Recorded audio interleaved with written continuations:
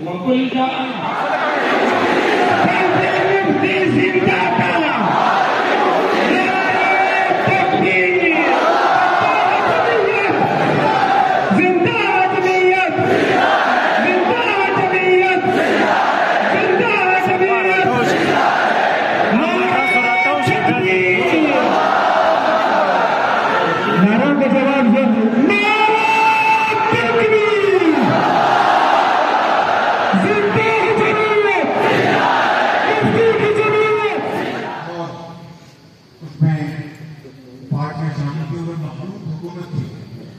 और जब जितना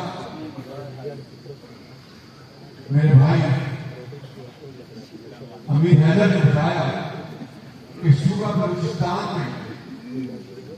जब वहां पर हुकूमत को हटाया गया तो मुझे आज भी याद है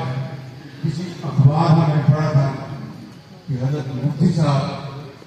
एहतजाजन इस्तीफा देकर अपना सादा सा सूट के अपने घर से